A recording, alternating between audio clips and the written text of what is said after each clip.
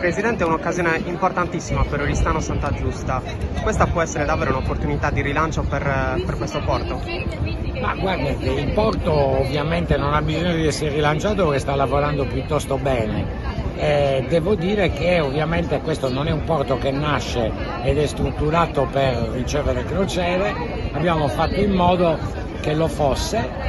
La Costa ha accolto questa disponibilità e devo dire la verità che oggi lo viviamo come un test molto importante, perché già abbiamo previsto un altro scalo a settembre, ma poi a fronte di un ottimo risultato come quello odierno ci auguriamo che venga preso in considerazione anche per degli scali successivi.